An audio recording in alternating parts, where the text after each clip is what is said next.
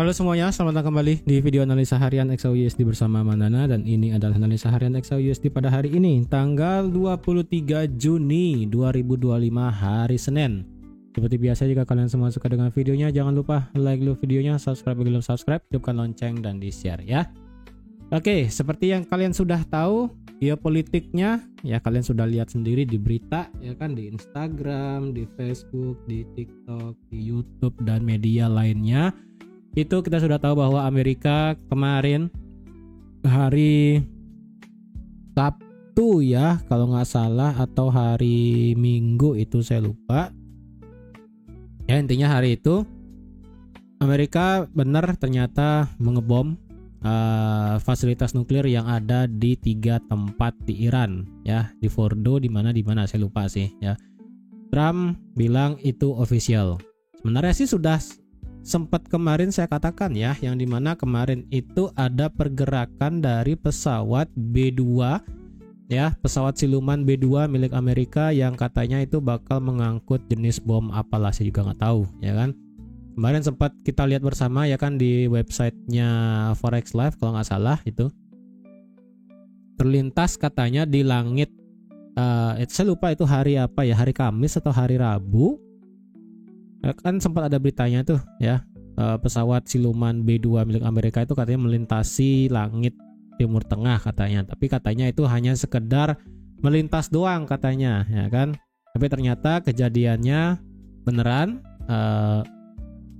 ya, seperti yang kita tahu lihat berita, terjadi serangan di fasilitas nuklir di Iran. Sementara ini sih ya, update-nya adalah dari segi Trump sendiri, saya menyampaikan fakta aja ya. Katanya dari Trump sendiri itu adalah serangan yang pure inisiatif dari Trump sendiri. Mengingat Iran itu tidak mau masalah deal dengan nuklir dengan Amerika. Ya, jadi benar-benar itu adalah inisiatif dari Amerika sendiri. Nah, selain dari pesawat, katanya juga ada dari US Navy ataupun angkatan laut dari Amerika menembakkan rudal Tomahawk-nya itu ya. Nah, sementara yang dikatakan oleh Trump update-nya adalah fasilitas nuklir itu beneran hancur katanya ya kan. Kemudian tidak bisa digunakan lagi, dan sebenarnya apa yang Trump inginkan adalah itu hanya sebatas warning ataupun sebatas peringatan ya, bahwa kalau sampai sekali lagi ya kan dikasih waktu 2 minggu ya, ini nggak tahu nih 2 minggu apakah masih berlaku atau bagaimana, karena dari segi Trump sendiri bilang bahwa ini hanya sebatas peringatan. Jadi kalau seandainya nanti ke depannya, mungkin beneran ditunggu sampai 2 minggu ya, ke depannya Iran tidak ada deal masalah nuklir dengan Amerika ya, kemungkinan bakal ada serangan lagi lanjutan, katanya kan seperti itu. Nah, dan juga Trump menginginkan bahwa yang ditargetkan adalah fasilitas nuklir di Iran. Trump sendiri tidak menginginkan adanya pergantian rezim ataupun pergantian pemerintahan masalah perang ini. Jadi Amerika itu benar-benar hanya mencari fasilitas nuklirnya doang, karena sekali lagi ini hanya sebatas peringatan dari Amerika ke Trump. Dari Amerika ke Iran gitu kan. Jadi otomatis Iran kalau mau deal masalah nuklir ya mau tidak mau, kalau nggak mau fasilitasnya dihancurin lagi ya, katanya seperti itu. Jadi Trump ini hanya sebatas memberikan peringatan aja, tidak beneran ofisial masuk ke dalam perang antara Israel dengan Iran, karena tujuan dari Amerika sendiri adalah untuk menghancurkan, lebih tepatnya ya tanda kutip, fasilitas nuklir yang ada di Iran, karena Iran sekali lagi tidak mau deal masalah nuklir dengan Amerika. Nah, dari segi Iran sendiri, bahwa fasilitas nuklir yang diledakkan di Fordo dan 2 tempat lainnya itu katanya hanya bagian luarnya aja. Jadi bagian dalamnya itu tidak terpengaruh. Jadi tidak ada bocor masalah uranium, tidak ada bocor juga dengan nuklirnya. Tidak ada radiasi, uranium yang ada di dalamnya juga katanya masih utuh, dan juga uranium mentah katanya juga tidak terganggu yang ada di dalam fasilitas nuklirnya itu, katanya seperti itu ya. Dan kemudian dari segi Iran sendiri mengatakan bahwa jika dengan demikian berarti Iran sekarang kemarin itu mengatakan bahwa tidak akan membuka table talk masalah nuklir ya kan, karena Amerika sendiri nyerang gitu kan. Nah ini sementara kita belum tahu kelanjutannya seperti apa. Dan dari segi Iran sendiri kemarin hari Sabtu atau hari Minggu sudah official mengatakan bahwa semua semua apapun yang ada di Amerika, mau itu citizen ataupun apapun itu, katanya bakal tetap menjadi target di Iran sendiri ya, untuk Iran ke Amerika. Ya sih seperti itu. Nah, dari segi Israel sendiri tidak ada komentar ya, karena sekali lagi Israel tidak ada hubungannya dengan kegiatan tersebut dari Amerika. Kemudian dari segi Inggris dan juga Eropa mengatakan bahwa kalau bisa Iran itu ya deal aja lah masalah nuklir dengan Amerika gitu kan, nggak usah terlalu berbelit-belit gitu kan. Nah tetapi dari segi Iran sendiri tidak mau gitu kan, malah mengkritik suggestion ataupun suggestion dari Eropa dan juga Inggris untuk table talk masalah nuklir gitu kan. Jadi kritis banget lah dari pernyataan tersebut. Kemudian dari segi Rusia sendiri dan China, sementara Rusia tidak mau ikut campur dulu masalah ini. Beliau dari segi Putin juga mengatakan bahwa kalau bisa terjadi perundingan ya kan. Jadi perundingan antara Iran dengan Amerika. Terus kemudian dari segi Cina sendiri yang saya dapat adalah China tidak ada komentar juga dari segi hal seperti ini ya. Jadi otomatis sekarang kayak bahasanya ya, Iran itu kayak ditekan dari berbagai negara kalau bisa itu deal masalah nuklir itu dibicarakan secara diplomasi aja gitu loh. Jadi kalian sudah berperang dengan Israel, kemudian kalian juga tidak mau nuklirnya itu dibicarakan dengan Amerika. Jadi ibaratnya kalian tuh katanya sih gitu ya, katanya kalian itu ibaratnya bahasa Indonesianya ya pokoknya bukan tidak tahu diri ya, lebih tepatnya kayak bisa saya bilang ya, ngeyel kali ya. Ngeyel sih enggak juga ya, karena kan ya bisa dikatakan sedikit ngeyel sih ya, sedikit ngeyel karena mungkin dari segi rezimnya sendiri sih. Saya nggak tahu rezim di Iran itu seperti apa. Katanya yang juga saya nangkap itu adalah sedikit, ini sorry kalau saya salah ya, katanya itu rezim di Iran sedikit keras ya. Memang sempat terjadi unjuk rasa dan sebagainya di Iran sendiri untuk tidak sampai terjadi perang lagi. Cuman apa yang ada di Iran sana katanya itu sedikit keras mungkin kayak komunis. Tapi ini saya bisa salah ya, jadi bisa dikoreksi. Yang saya dapat katanya seperti itu.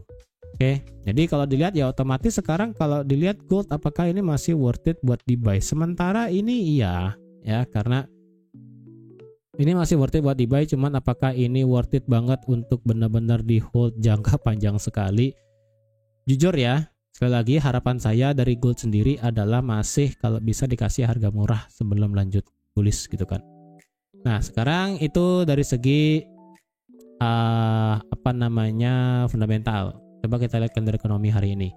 Kalender ekonomi hari ini kalau dilihat nanti malam kita ada yang namanya manufacturing dan services PMI. Jadi otomatis nanti malam kita ada berita dari segi flash manufacturing PMI diperkirakan akan turun sedikit dari 52 ke 51, sedangkan servicesnya diperkirakan dari 53,7 ke 52,9. Oke, sekarang kita bahas secara teknikal ya. Ini kalau kalian lihat ini kan marketnya sudah nge-gap tinggi kemudian nge-reverse turun ekstrim ya, karena sekali lagi yang sudah saya katakan sebelumnya, ini marketnya itu bisa dibilang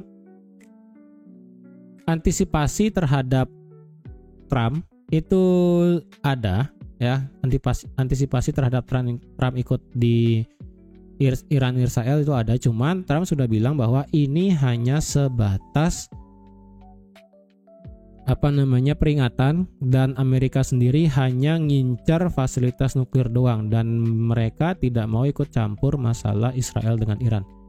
Jadi Amerika dengan Iran punya kepentingannya sendiri, dan Israel dengan Iran punya kepentingannya sendiri. Jadi bisa dikatakan Amerika bukan ikut perang ataupun bukan ikut membantu Israel dalam hal seperti ini. Ya, menurut saya sih seperti itu. Karena walaupun secara berita ada yang bilang ini bantuan dari Amerika untuk Israel dan sebagainya, tapi kalau dari segi statementnya yang dikatakan, walaupun itu bisa bohong bisa benar ya kan, yang bisa saya tangkap adalah ini Amerika dan Iran punya urusan sendiri, Israel dengan Iran punya urusan sendiri. Jadi ketiga negara tersebut punya kegiatannya masing-masing, dan ujung-ujungnya sama, ini dengan Iran, gitu kan. Ini dengan Amerika, kemudian ini dengan Israel gitu. Ujung-ujungnya sih sama ke Iran semua gitu. Tapi antara US dengan Israel di sini katanya tidak ada kegiatan dalam hal seperti itu. Otomatis di sini kalau kalian lihat ini marketnya nge-spike naik dan sekarang langsung ngedrop turun. Karena ya sekali lagi tidak ada keberlanjutan masalah perangnya itu gitu kan. Bukan benar-benar official langsung dar gitu loh ya. Oke, sekarang kita lihat secara kita hapus kali ya. Oke, kita analisakan ulang aja lah ya. Dari segi weekly karena sudah penutupan weekly. Oke, weekly kalau dilihat weekly secara candle kalau dilihat sekali lagi penutupan weekly kemarin ternyata masih respect terhadap resistance become support di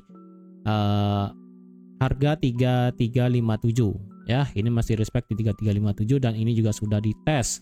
Dan kalau secara bentuk dari candlenya sendiri, ini candle di minggu tanggal 9, 2 minggu yang lalu itu sudah ngemakan sejauh total ya. Kita cari bodinya doang. Bodinya itu sudah dimakan 958 dari total 1200, berarti itu sudah sejauh 70% ya, dimakan sampai 70%.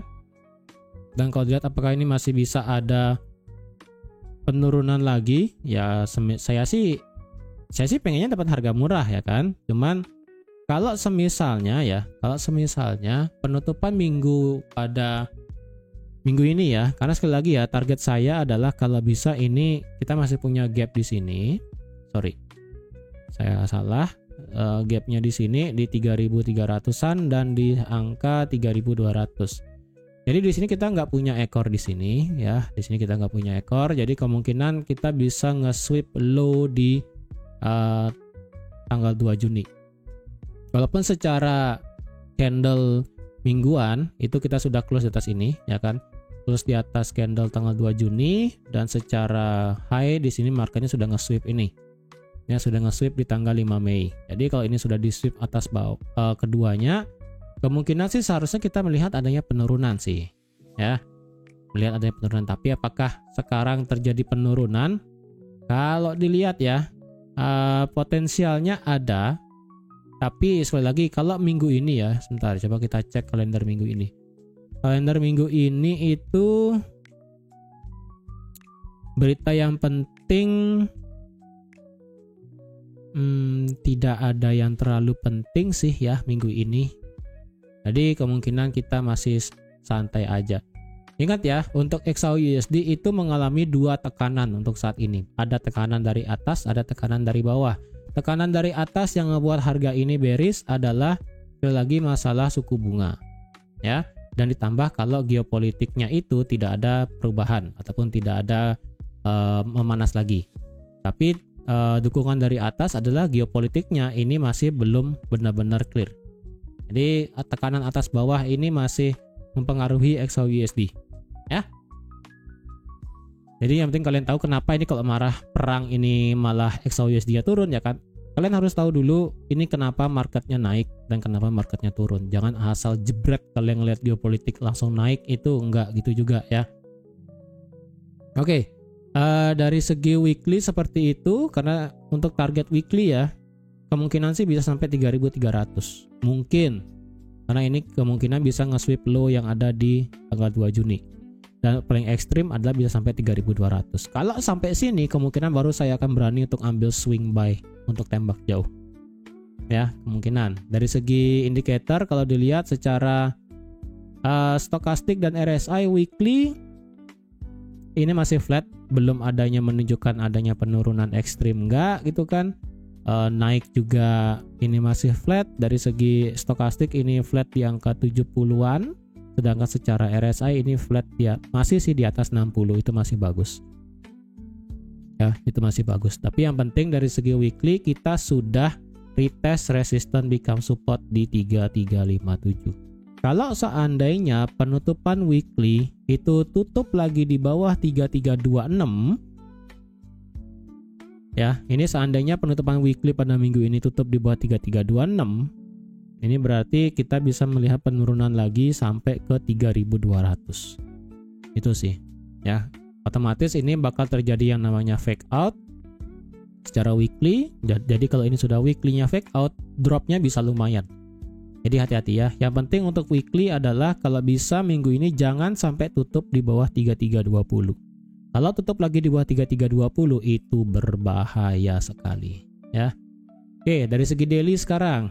Ingat ya, dari segi daily kalau kalian sekali lagi dari segi daily marketnya ngebuat high low, high low, high low. Oke.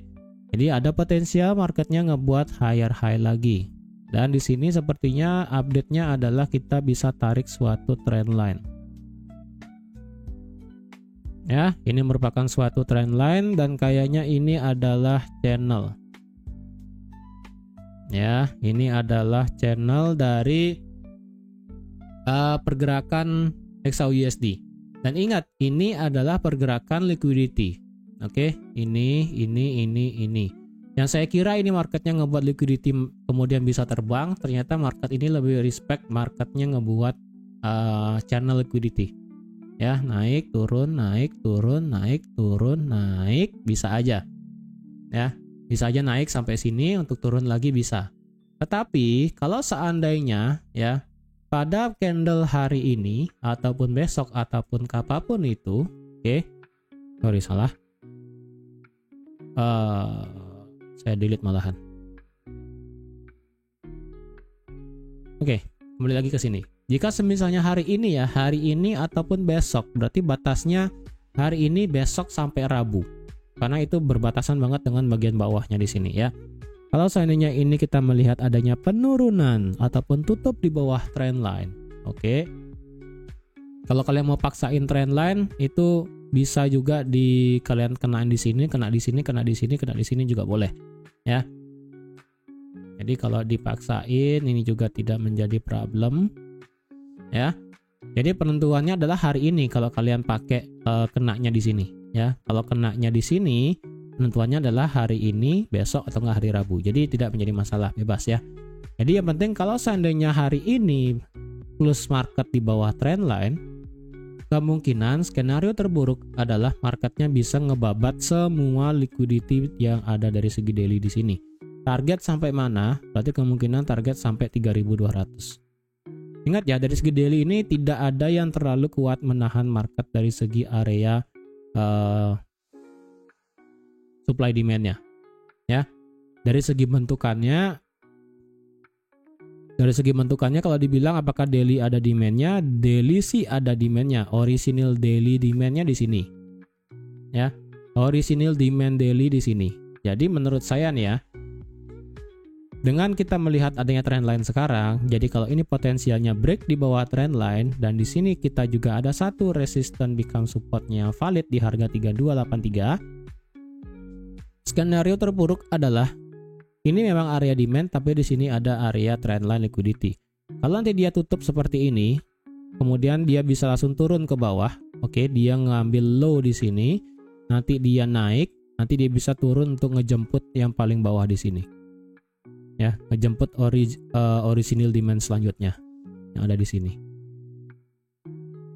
Nah, ya, original demand selanjutnya yang ada di sini yaitu trendline paling bawah liquidity. Jadi worst case-nya adalah kalau ini break trend line, nabrak 3283 retest, ini lanjut bisa turun. Itu skenario terburuk ya, benar-benar skenario terburuk kalau memang market itu mau turun. Entah apa yang bakal terjadi ya, mungkin antara ada perbincangan damai ataupun apa dari segi geopolitik, saya nggak tahu. Oke. Yang penting sekarang adalah dari segi daily, kita punya satu support di 3283, 3280, 3285 secara daily. Ini masih intact. Harga masih di atas itu tidak masalah. Harga masih di atas harga demand. Dari harga 3320 ke atas itu masih oke. Yang penting adalah kalian harap hati-hati dari segi trendline ini. Kalian mau pakai trendline ini boleh. Yang di sini sekali lagi, kalau mau pakai yang di sini pun juga boleh. Tidak menjadi halangan.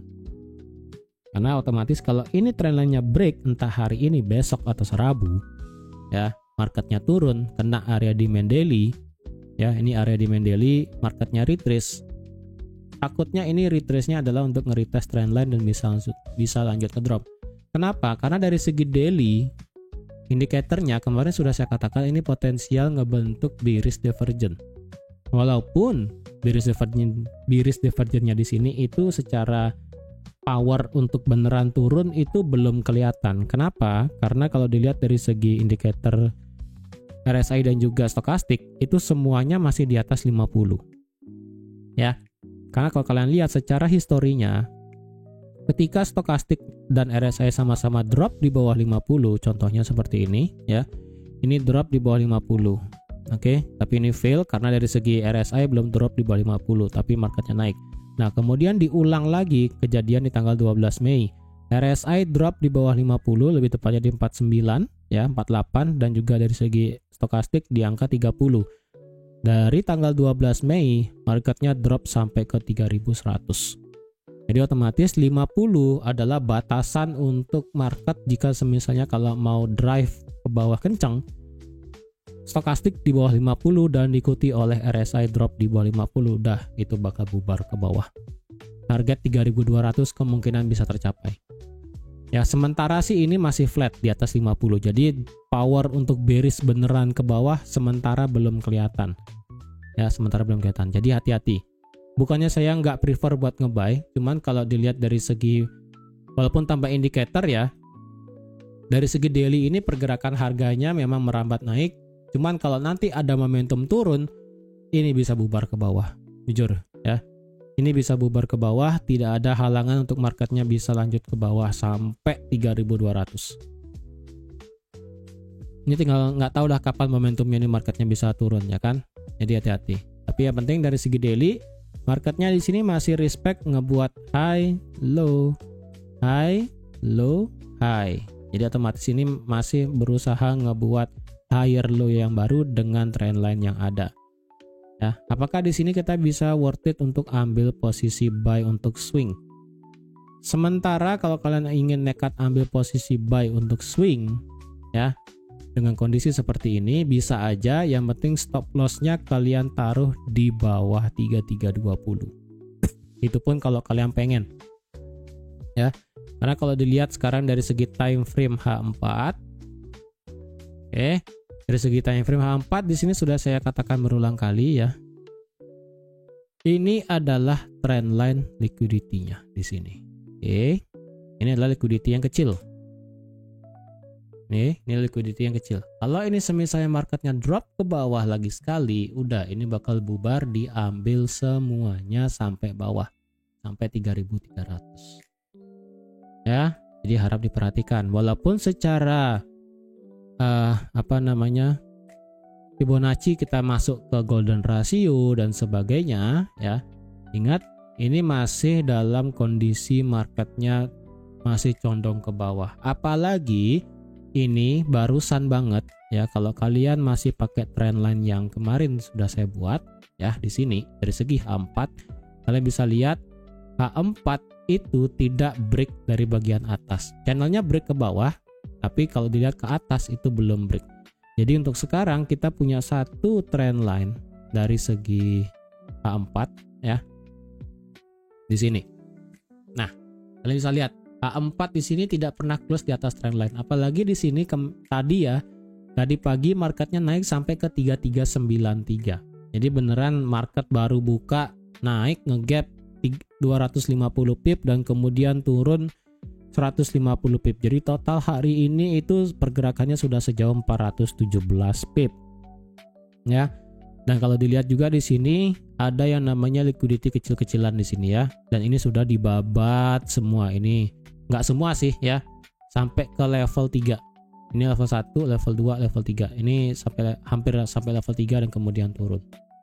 Ini sementara ini dari segi trendline atas kalian bisa pakai dari segi H4 ya.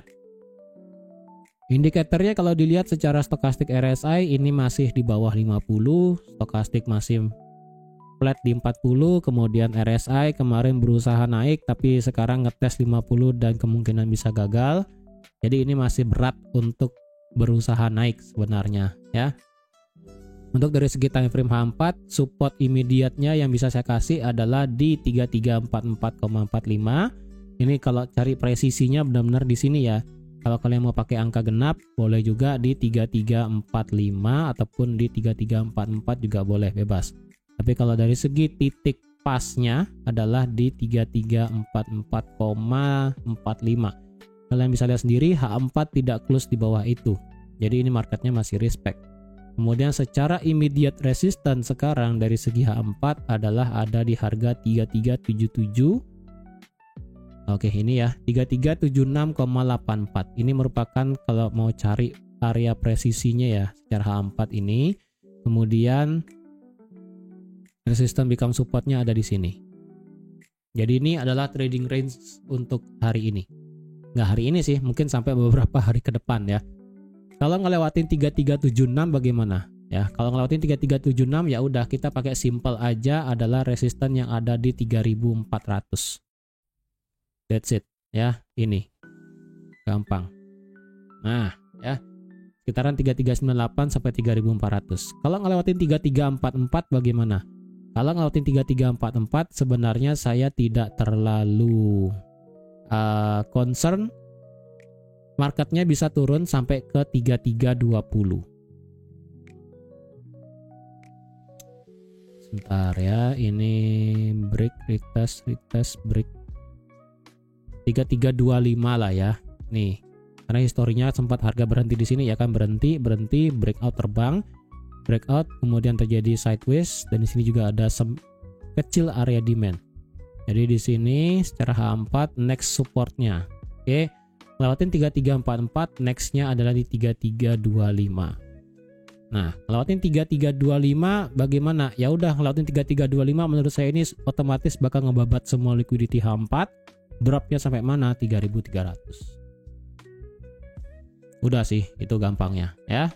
Kemudian dari segi H4 kalau ngelewatin 3400 ya itu masih perkara agak ribet ya, karena di sini tendensinya masih belum kuat untuk naik. Dari segi H1 sekarang, H1 kalau dilihat ini trendline H4 ya. Ini jangan sampai kalian terkecoh ini. Ini trendline H4 ya supaya kalian nggak bingung. Ini juga resistance support di sini saya pakai H4 supaya itu lebih valid dan lebih strong ya kan. Oke, dari segi H1 sekarang. Kalau dilihat dari segi H1 resistennya yang bisa dites sebenarnya di 3380 ya. Jadi kalau ada harga di atas 3380 berarti ada kemungkinan marketnya itu bisa naik sampai ke 3398 sampai sini. Secara H1 ya. Secara H1 kalau dilihat resistennya ada di 3379 sebenarnya. Cuman kalau dilihat better kalau kalian pakai angka genap 3380 pun it's fine. Ya, beda tipis banget soalnya, jadi tidak menjadi masalah. Oke. Kemudian kalau dilihat lagi, apakah ini seperti marketnya ngebuat double bottom? Ya, seperti ngebuat double bottom, cuman ada satu error di sini, satu candlenya. Kalau pakai time frame 2 jam, mungkin oke sebentar M30 nggak kelihatan ya. Mungkin ada time frame khusus kayak ini bakal kelihatan ini seperti double bottom. Kalau dilihat sebentar, ini kalau dilihat seperti inverted head and shoulder maksa juga. Kalau dilihat seperti double bottom ada satu error.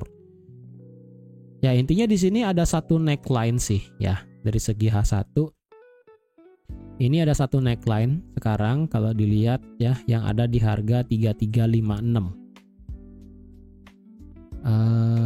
Oke, 3356 sudah di retest. Kemudian di sini ada fair value gap juga yang gede banget ya, fair value gapnya gede banget. Dan di sini ada fair value gap sebelumnya, BPR-nya di sini ya. Oke. Coba saya kecilkan time frame dulu ya. Sebentar, saya cari momentum dulu.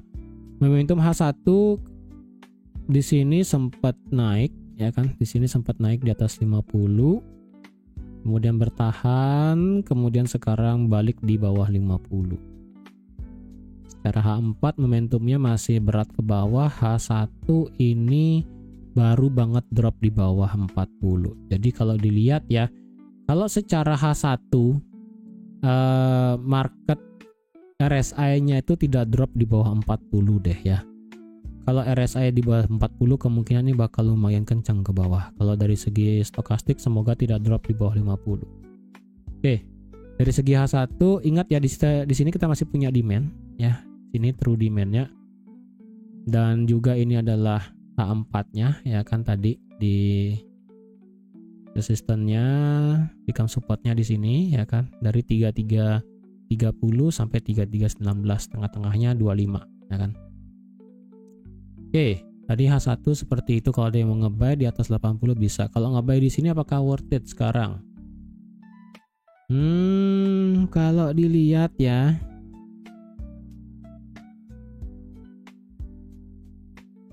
hari ini sih nggak ada news ya. Paginya nggak ada ya. Oke. Ini M15. Ini sedikit kacau sih sebenarnya, jujur ya.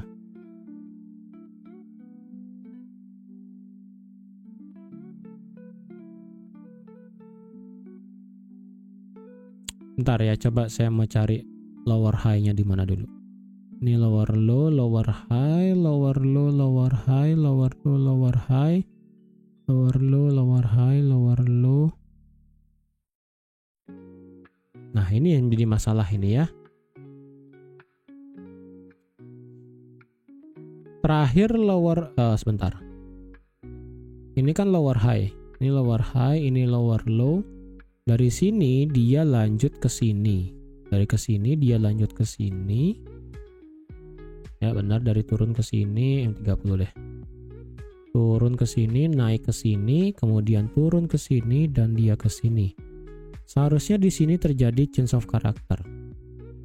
Cuman di sini change of karakternya apa ya? Ekor doang sih, ya. Nah, ini problem. Di sini ekor doang, ya kan? Naik, nge-sweep doang, kemudian turun. Nah, kemudian di sini baru marketnya benar-benar close body, ya kan? Close body. Dibarengi dengan H1 tuh kalian bisa lihat.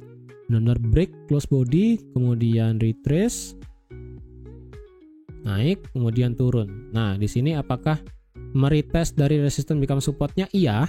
Ya, ini ada meretest become supportnya. Kalau ada yang mau nge-buy sekarang, menurut saya sih oke.